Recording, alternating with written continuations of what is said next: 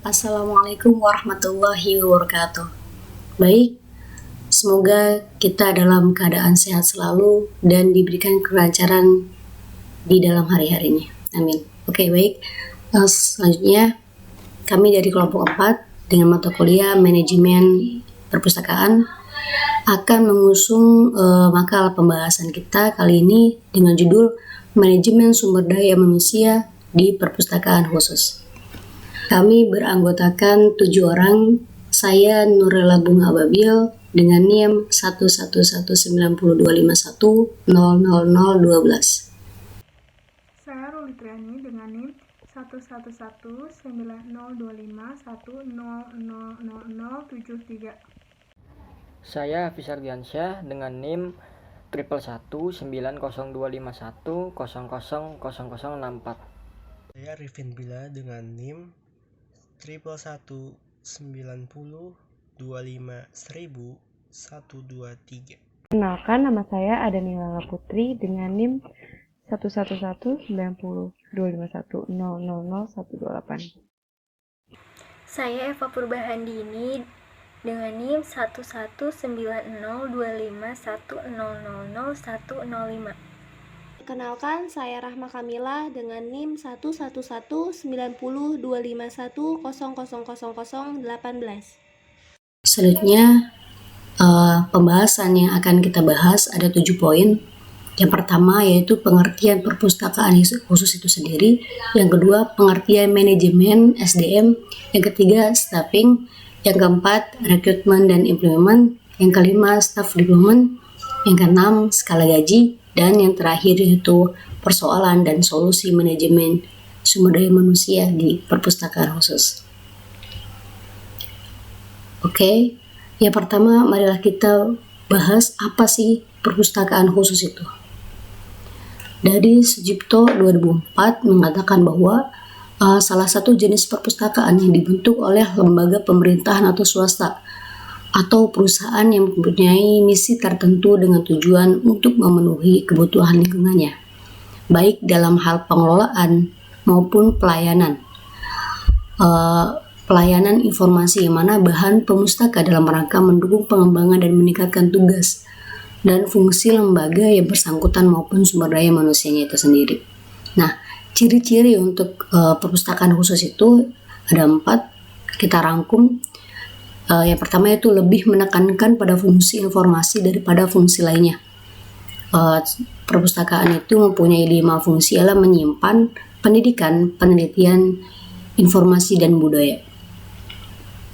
Selanjutnya yaitu perpustakaan khusus memiliki berbagai sifat tergantung pada badan induknya. Apakah itu dari kemiliteran, kesehatan, ataupun sejarah ataupun kesenian lainnya. Nah, yang selanjutnya itu perpustakaan khusus hanya memberikan jasanya. Terus yang terakhir, karakteristik perpustakaan khusus ialah selalu berskala mini. Perpustakaan khusus hanya memiliki sedikit staf, koleksi terbatas, acap kali pula ruangan kerjanya pun terbatas. Oke, kita lanjut. Nah, tugas pokok dan fungsi dari perpustakaan khusus ini yaitu tujuannya didirikan perpustakaan khusus tidak hanya memberikan layanan kepada pemustaka serta meningkatkan kegambaran membaca, namun juga untuk memperluas wawasan dan pengetahuan pemustaka itu. Hal tersebut sesuai dengan bimbingan teknis perpustakaan khusus, bahwasanya tujuan perpustakaan khusus adalah untuk memenuhi kebutuhan beban perpustakaan atau informasi di lingkungan dalam rangka mendukung pengembangan dan meningkatkan lembaga maupun kemampuan sumber daya manusianya. Nah, fungsi dari perpustakaan khusus ini kami rangkum terdapat 5 poin. Yang pertama itu mengembangkan koleksi yang menunjang kinerja lembaga induknya.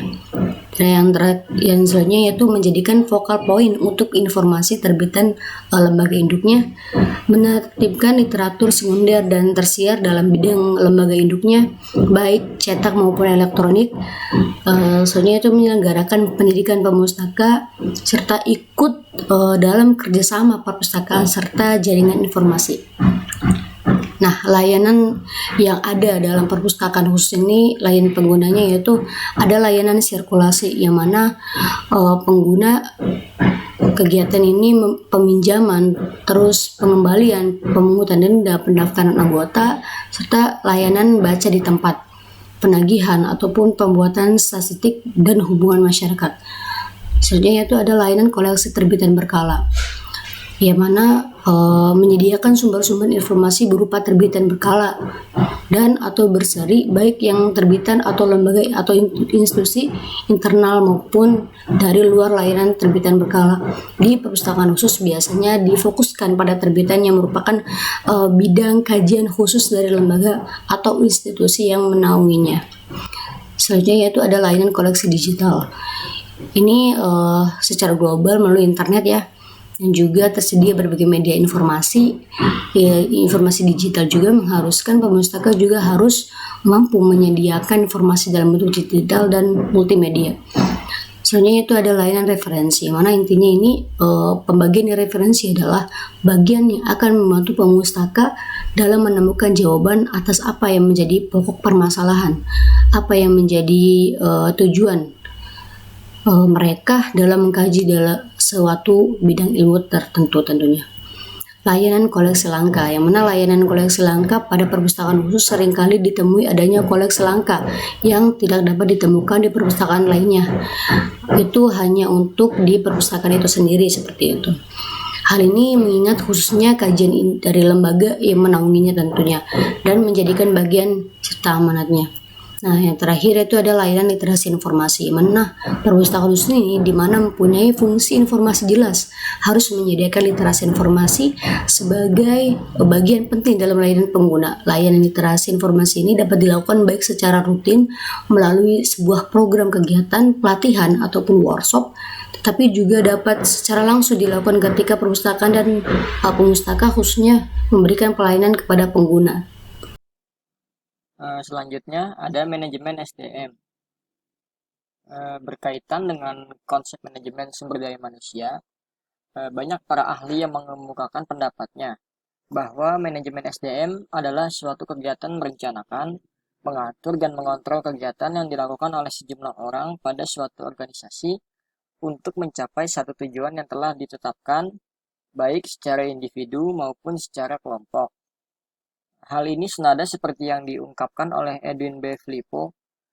Filippo mengemukakan bahwa dalam melaksanakan manajemen SDM terdapat kegiatan perencanaan, pengorganisasian, pengarahan, dan pengontrolan terhadap fungsi-fungsi manajemen yang meliputi rekrutmen, pengembangan, konvensasi, integrasi, pemeliharaan, dan pemutusan hubungan kerja SDM dalam mencapai tujuan individu, organisasi, dan masyarakat.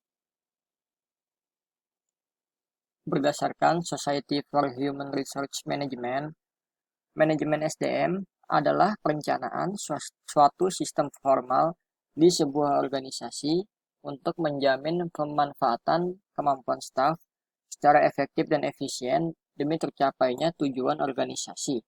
Dari beberapa definisi manajemen di atas, dapat disimpulkan bahwa manajemen SDM adalah suatu kegiatan perencanaan, pengorganisasian, pelaksanaan, dan pengawasan terhadap kegiatan-kegiatan yang dilakukan sekelompok orang atau lebih dalam suatu naungan organisasi dalam rangka pencapaian tujuan. Selanjutnya saya Dani akan menjelaskan pembahasan tentang staffing. Ilmu manajemen telah mengembangkan prinsip-prinsip administrasi personalia yang dapat diterapkan pada berbagai organisasi jasa, salah satunya perpustakaan. Harus ada klasifikasi jabatan tertulis yang jelas, merinci tanggung jawab, pengalaman, kualifikasi akademik, dan profesional, tingkat kelas atau gaji, dan penghuni posisi tertentu di perpustakaan khusus. Juga harus ada deskripsi pekerjaan yang digambarkan dengan baik yang menunjukkan tugas atau tanggung jawab staf dan kepada siapa mereka bertanggung jawab secara langsung. Klasifikasi posisi dan deskripsi pekerjaan harus terus direvisi.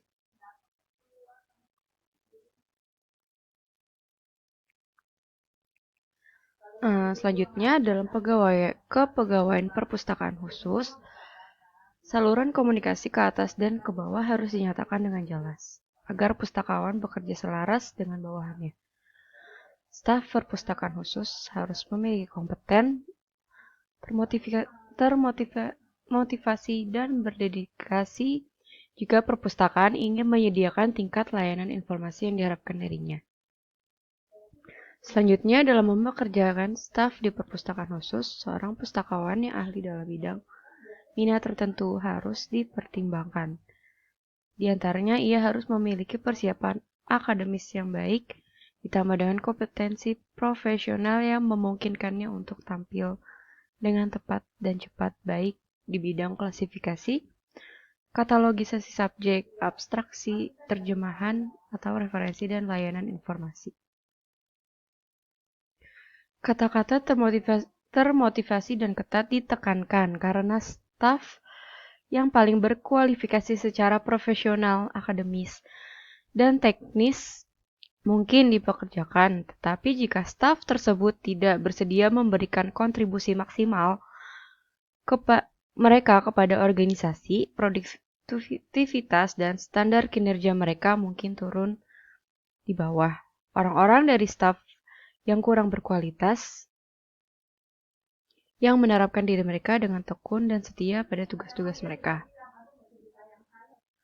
Lain menegaskan bahwa orang terbaik untuk posisi pustakawan khusus mungkin akan memiliki gelar pertama yang sesuai dalam mata pelajaran yang relevan dan kualifikasi pascasarjana dalam kepustakawanan atau ilmu informasi. Dan untuk posisi senior, pengalaman di perpustakaan khusus akan sangat penting. Sementara untuk jabatan junior yang diisi oleh siswa langsung dari sekolah kepustakawanan mungkin lebih bijaksana untuk memilih kandidat yang pengalaman prasekolahnya di perpustakaan khusus atau yang setidaknya pernah melakukan kerja lapangan di perpustakaan semacam itu.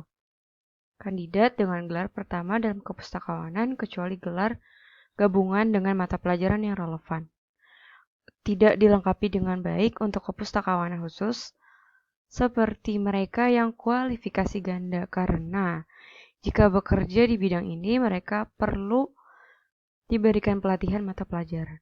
Juga ketika memilih kepala unit perpustakaan, status profesionalnya, publikasi, kemampuan mengajar, dan inovasi di bidang perpustakaan akan dipertimbangkan.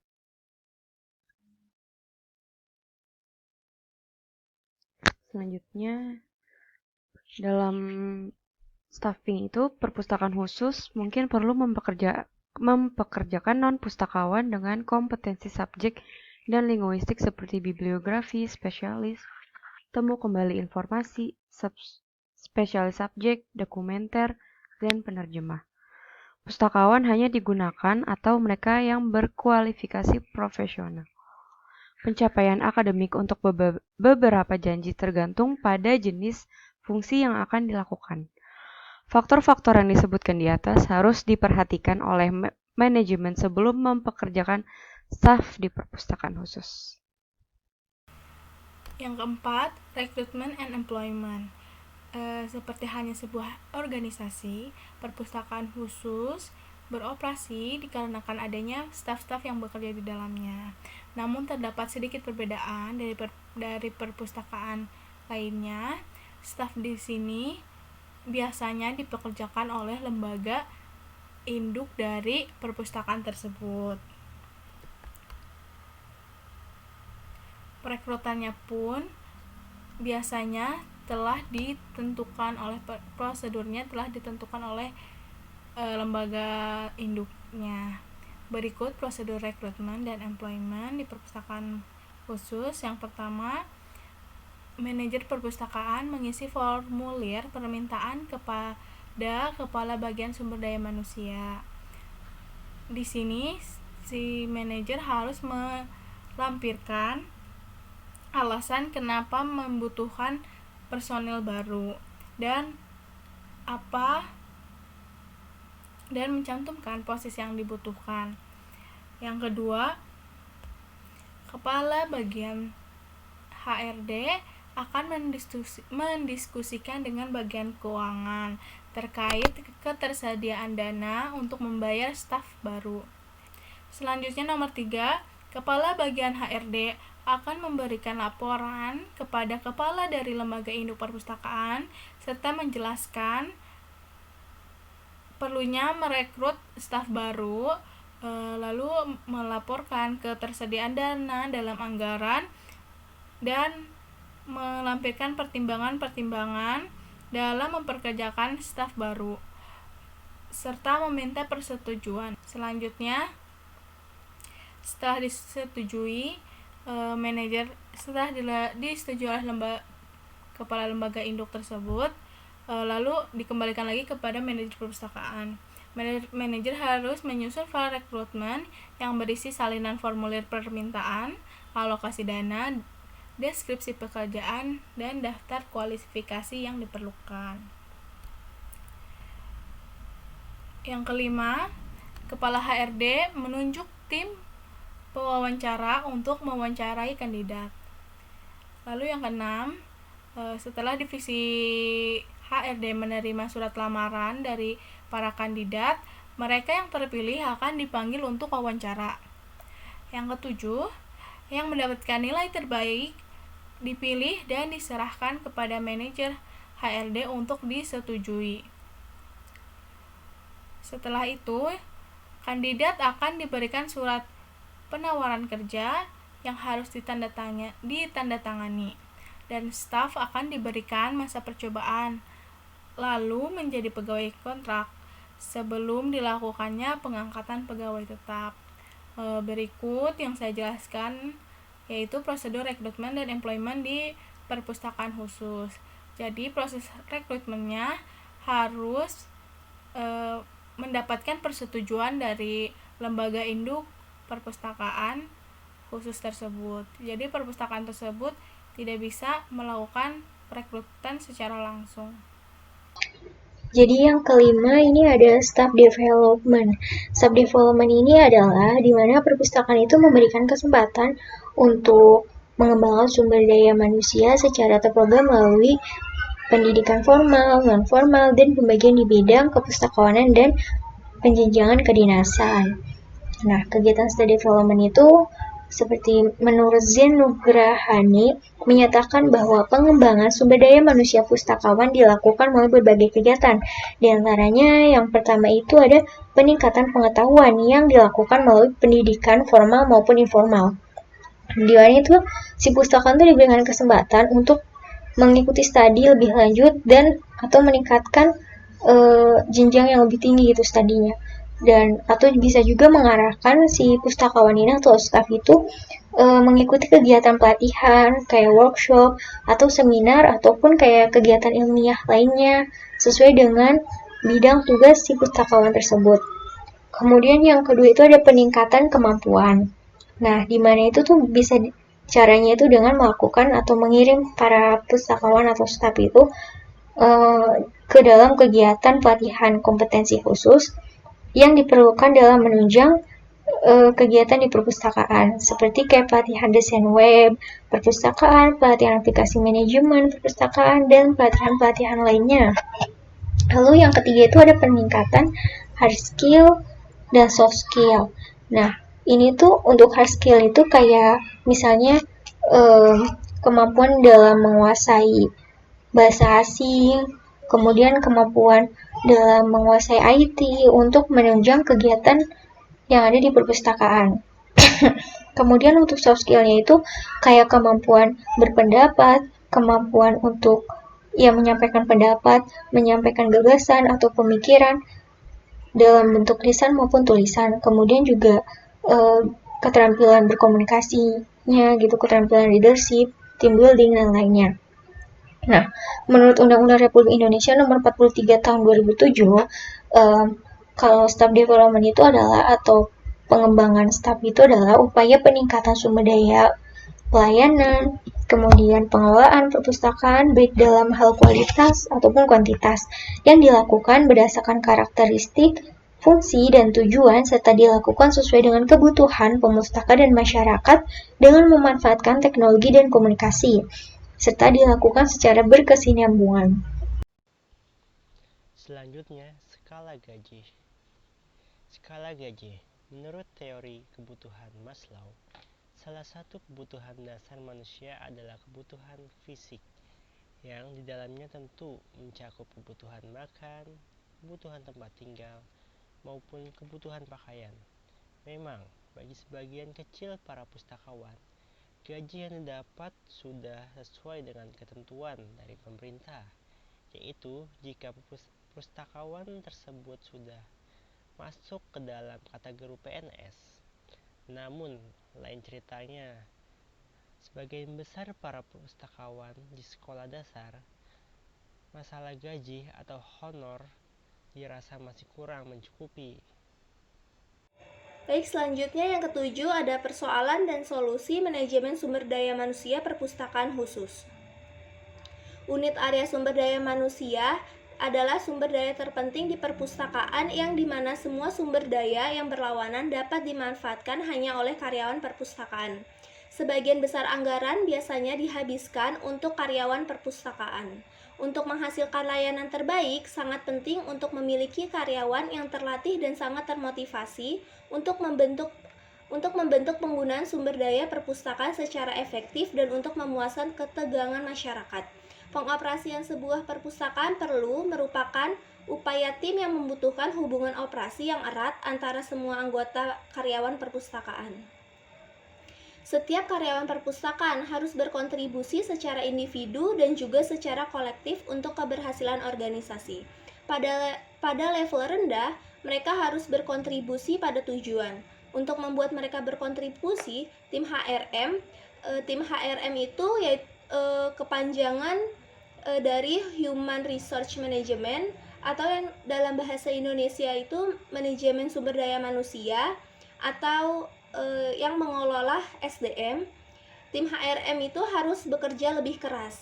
Ditemukan bahwa kontribusi seorang karyawan rendah ketika mereka tidak tahu apa yang harus mereka lakukan.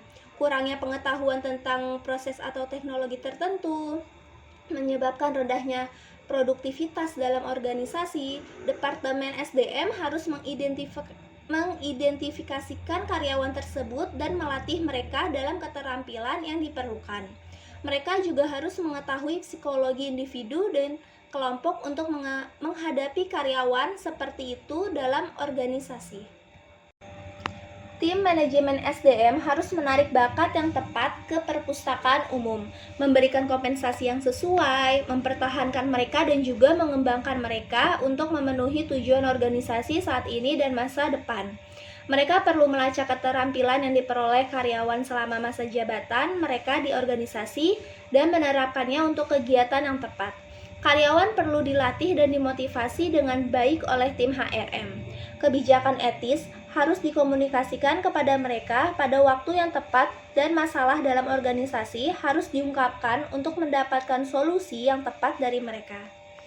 Dengan demikian, mereka harus membuat karyawan bekerja lebih efisien untuk memenuhi tujuan organisasi.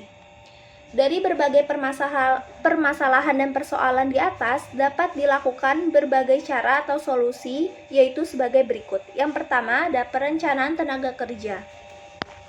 Arti kamus merancang adalah tindakan atau proses menciptakan sesuatu yang dimaksud untuk mencoba atau mencapai sebelumnya. Dengan kata lain, pilihan yang telah diambil sebelumnya apa yang harus dilakukan. Tenaga kerja yang muncul tidak lain adalah pandangan tentang sumber daya manusia untuk mewujudkan tujuan utama organisasi. Kemudian yang kedua ada analisis pekerjaan dan deskripsi pekerjaan. Permintaan tenaga kerja akan dianalisis dengan analisis pekerjaan dan gaya pekerjaan saat ini. Analisis akan dibagi menjadi dua bagian. Yang pertama, prediksi permintaan dan peramalan penawaran. Analisis tersebut adalah metode yang memperkirakan jumlah dan kualitas individu yang dibutuhkan organisasi di masa depan. Selama metode ini berbagai teknik prediksi, ukuran kuadrat yang digunakan seperti kontrol sosial judgment, teknologi kota, teknik pengamanan, dan pemikiran rasionalitik. Kemudian yang ketiga ada seleksi dan rekrutmen. Dengan kata sederhana, metode pencapaian menunjukkan perekrutan seseorang atau kelompok untuk posisi tertentu Bahkan dapat dikatakan di atas sebagai kegiatan yang menghubungkan antara pemimpin dan pencari pekerjaan. Kemudian yang keempat ada motivasi, pelatihan, dan pengembangan. Motivasi adalah kekuatan batin yang mengarahkan perilaku seseorang menuju tujuan. Motivasi diuraikan sebagai metode yang memberi energi, mengarahkan dan menopang perilaku manusia. Dalam HRM, istilah tersebut mengacu pada kebutuhan seseorang untuk mencoba dan melakukan pekerjaan yang paling efektif yang dapat dicapai atau untuk mengerahkan upaya maksimal untuk melakukan tugas yang diberikan. Kemudian untuk pelatihan memungkinkan karyawan untuk memperoleh keterampilan baru, membuat karyawan tetap up to date dengan perubahan di lapangan, bertujuan untuk meningkatkan efisiensi dan dapat dilakukan di rumah atau di tempat lain. Kemudian yang kelima ada evaluasi kepemimpinan dan kinerja. Analisis kinerja diuraikan sebagai prosedur yang tepat dan produktif untuk menjalankan pekerjaan karyawan dan hasil mendukung tanggung jawab pekerjaan mereka. Kemudian yang terakhir ada disiplin dan keluhan. Disiplin di perpustakaan adalah alat manajemen yang efektif yang dengannya seseorang dapat mencapai tempat kerja yang lebih baik dan lebih efisien. Ini berlaku untuk perilaku staf baik dengan tindakan atau kelalaian yang mengganggu atau mempengaruhi dengan cara apapun operasi yang tertib dan efisien dari pekerjaan perpustakaan itu. Di perpustakaan, disiplin dapat dipertahankan dengan menggunakan beberapa langkah atau tindakan ketika seorang karyawan gagal memperbaiki masalah setelah diberi kesempatan yang wajar untuk melakukannya. Keluhan berarti perasaan ketidakpuasan dan ketidakadilan yang nyata atau tidak nyata yang dimiliki seorang pekerja mengenai hubungan kerjanya. Staf perpustakaan yang ingin mengajukan keluhan pada awalnya harus berusaha menyelesaikan keluhan secara informal dengan atasan langsung mereka. Ya, jadi selanjutnya itu adalah kesimpulan manajemen sumber daya perpustakaan khusus. Kesimpulannya adalah manajemen sumber daya manusia memiliki peranan yang sangat strategis dalam mencapai tujuan organisasi di lingkungan badan perpustakaan agar berkembang ke arah yang lebih baik. Perencanaan sumber daya manusia berorientasi untuk menyesuaikan sumber daya manusia dengan kebutuhan kompetensi dan kinerja. Dalam hal ini, perencanaan diperlukan untuk mendapatkan dan mempertahankan jumlah dan mutu sumber daya manusia yang akhirnya mampu memberi manfaat yang berguna bagi organisasinya. Potensi dari sumber daya manusia harus dimanfaatkan secara maksimal dalam penyelenggaraan perpustakaan yang lebih baik. Apabila pemimpin perpustakaan dapat mengelola sumber daya manusia dengan sebaik-baiknya, akan menjadi salah satu kekuatan yang sangat penting. Dan hal-hal yang terkait dengan manajemen sumber daya manusia di perpustakaan khusus itu diantaranya ada recruitment dan employment, staffing, staff development, dan skala gaji. Seringkali atau kadangkala kita tuh menemui masalah atau persoalan dalam manajemen sumber daya manusia perpustakaan. Nah, terkait persoalan atau masalah tersebut, kita tuh dapat melakukan hal-hal sebagai berikut, seperti perencanaan tenaga kerja, analisis pekerjaan dan deskripsi pekerjaan, kemudian seleksi dan rekrutmen, lalu ada motivasi, pelatihan, dan pengembangan, evaluasi kepemimpinan dan kinerja, dan yang terakhir disiplin dan keluhan. Terima kasih. Sekian presentasi dari kelompok kami. Kurang lebihnya mohon maaf. Wassalamualaikum warahmatullahi wabarakatuh.